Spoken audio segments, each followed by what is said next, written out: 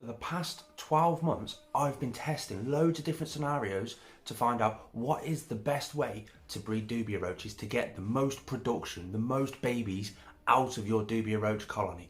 I'm going to put it all together in this setup video just for you. We're going to start with everything you're going to need. A tub to put them in. Use a dark tub so the light doesn't go into it. A heat mat. This is the Reptile Systems heat mat. You'd need some egg crate or corrugated card or anything like that, somewhere for them to hide in. Some food for them and a moisture source. A thermometer with a probe.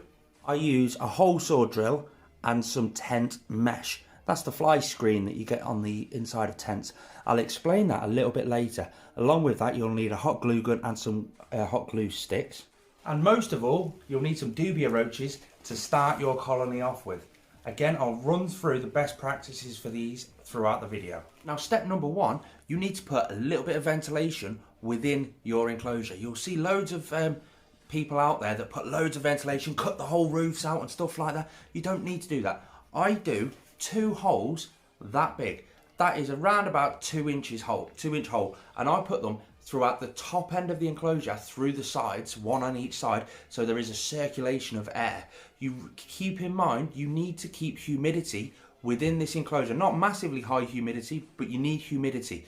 The humidity helps them when they're molting out of their old exoskeletons, and they're a tropical roach. They need humidity so that they don't get respiratory infections. Now it's time to play with power tools.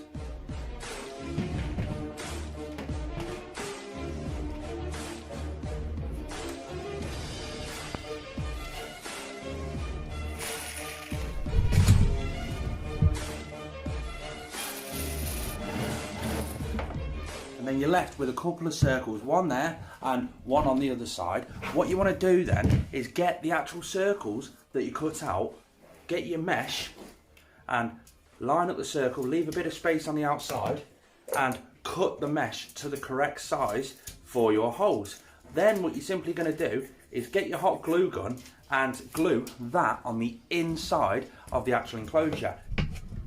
After that, we end up with a couple of amazing little holes that are dead secure. They've been sealed all the way around, and then we have to move on to the heating. I've tried loads of different ways, to the point where you can see up there behind that Reptile System sign, there's a little colony. That's where I keep my babies, because it's on top of Popcorn's basking spot. So I've got the kinetic heat that runs through his heat bulb, heat rises, heats up that wood at the top of the enclosure, and that's where my baby Dubia colonies are sat. It's free heat. Like I say, I've tried the kinetic heat from top of the bearded dragon.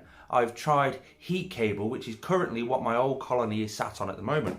Then I tried the heat mat, and this works massively. Now, this exact product is the one I'd recommend, and it's because, check out the back of the box, see that? Well, these are basically made and manufactured, so you get that hot spot just there. You can see the white hot bit there. Then it gets slowly cooler towards the edge of the actual heat mat itself. Get the tub, flick it upside down, because this is where you're going to do the majority of your work. Now, you only want one side of the actual container heated so they can thermoregulate. If it's a bit too warm, they can go over to the cold side, and so on and so on. So you want one side heated. If you want to see a video on exactly how to install this exact heat mat and all the gubbins that go along with it, just click on that video just there. Then we simply end up with your container with the heat mat secured to the bottom. Again, if you want to see that, click the video. You've got the plug just there. Now it's time to move on to the inside of the enclosure. So what we're going to do, you have to keep in mind which side's the hot side. This side over here is the hot side. So open it up. We're going to put our egg crates in now. Now it's quite simple. We have the egg crates, which are these. We just put one in, stood upright, and then get a piece of card, just a normal piece of card, not the full size, just a small piece of card, and just helps a bit of a barrier to stop the card falling together. If the card's together for too long, all the gases from their methane, their feces and stuff like that can build up, and that could be one of the factors of them being killed. And you don't want that, do you? So just to reiterate that point, if you've got, this is 2 old ones together, if you've got them together like that, all the gases just tend to build up in this. Now I'm talking if you don't touch your colony for about a month or so, all the gases can really get caught up in there. But that's exactly the same if you lie your egg crates horizontally as well. It all just gets gathered up in there, and it's just not very good. The gases will just kill your dubia roaches. But so this, if you add this into there, now you don't want to have that square piece the same size as this, because then the dubia roaches won't be able to get from this piece to the next piece to the next piece and stuff like that. Have that there, stick that there, and you've always got that bit of a gap there, but it's still dark enough for your dubia roaches to actually survive and thrive really well. Big top tip for these exact egg crates: go to your local cafe and just say, have you got any egg crates spare? Am I allowed to recycle them? And it always works every single time. Yeah, come back at the end of the day and we'll save them up for you. Or, yeah, we've got 10 now, here you go, have them. It's much cheaper than buying them online. However, if you did want to buy any of these products online, there's links in the description to my Amazon store. Everything will be linked in there. I'm also going to add in just an electrical thermometer, just to sort of help me read the temperature, judge everything. Just helps that a little bit more. I'm just going to jam it in with all the egg crates. It's definitely a good idea because it just helps you keep a good eye on everything. So with regards to the food and the moisture source, I want to keep everything as clean as possible inside this colony. So I have these little deli cups, just a normal bog standard deli cup that's not too deep, and I basically cut a hole out the side. And that works for me.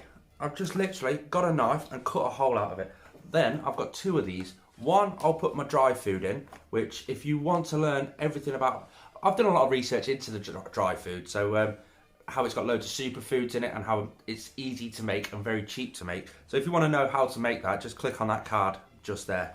But I have one for the dry food, I have one for the moisture source. Again, you don't want to be feeding your dubia roaches a bowl of water because they can easily drown. So I use an orange, watermelon, any wet fruit, or you can use the traditional bug jowls or Orbeez, and there's loads of other ways you can do it. That's just the way I like to do it because it's packed full of nutrition as well as giving them the moisture source. I just chop that straight in half, whack it in, and they'll just keep coming in. You can make that hole as big as you want, as wide as you want, but it just makes it easy. When that's sort of gone off, starting to go a bit mouldy, I can just grab that tub, pick it up, chuck it in the bin, give it a clean out, put a new one in, down it goes, and it sits in there again. I have one for the dry food, one for the moisture source. Occasionally I'll have stuff like your vegetables, your fruits, your leafy greens, all that sort of stuff, and I just put that straight in with the moisture source one as well. Just helps out and gives them loads of nutrition. I always put it over the cold side of the enclosure simply because the heat will make your food go off a hell of a lot quicker, and the heat will evaporate all the moisture and just circulate around. It just won't be the ideal scenario. So I whack it over the cold side. Some people whack it on top of all the egg crates. It is whatever your preference states. I've just put this on a thermostat, and the thermostat is set at 95 degrees Fahrenheit. The thermostat probe is inside the enclosure on top of the actual hotspot itself inside the enclosure. So it's going to measure 95 degrees Fahrenheit there. That way, if it does get too hot there, then the dubia roaches can scurry up the actual corrugated card to get away from that heat. They can scurry away from that heat and go over towards the cooler side of the enclosure because there's corrugations going into the cool side, so they can go there if they want to. And it's just, they can thermoregulate and do whatever they want through there. I have found through the last year of testing that is the best temperature for the most production. Some people do it slightly less, some people do it slightly more. That's just the way I've done it and found great success through doing. Next piece of important advice that people often overlook, sorry about the state of the reptile room, I'm currently laying new flooring, there's Diego, is where you're going to actually put your dubia roach colony. For me, mine's going just there. One, because it fits absolutely amazing there. Two, because I've already plugged the thermostat in down there. Three, see that little cabinet there? Well, that helps to stop a draft. I do not want a draft going all the way through the enclosure, because the way the circulation works is the heat mat is there, the heat's up, circulates around the enclosure. That's the only sort of circulation that I want. As it goes up there, it draws in a bit of fresh air from there with the general heat cycle. When it goes down there, it draws in a bit more fresh air down there, kicks out the bad air that way, and just keeps going round and round and round like that. That's what I want. I don't want a big draft coming in this side and basically cooling the whole top of the enclosure more than it has to be. While I was just showing you that area, if you did so happen to see these buckets, let me explain. These are exactly how I sort out my dubia roaches. When it comes round to the actual separating the babies from the parents. It's always beneficial to separate the babies so the parents can carry on rejuvenating themselves, ready to start breeding again. This is exactly how I sort it. If you want to know how to sort your dubia roaches, I'll stick a card just up there, click on that. So I've had the colony set up and plugged in now for a good few hours just to make sure the temperatures are okay. Now it's time to add the dubia roaches themselves. I've got quite a few here, as you can tell. And there's a few more left in the colony. There we go. Drop them all in. I drop all the frass in there as well. And that's because the babies thrive off all of that frass. The frass is just loaded full of loads of antibodies and stuff like that. So the babies tend to eat a lot of the frass. But that's them settling into the enclosure just nicely. I'm going to leave you there. Thanks for tuning in, guys. You've all been absolutely amazing. If you have learnt anything from the video, please hit that thumbs up. On the screen now, I'll put a playlist full of Dubia Roach videos and other breed your own live free videos. And there'll be another video down there. If it catches your attention, please click on it and have a watch.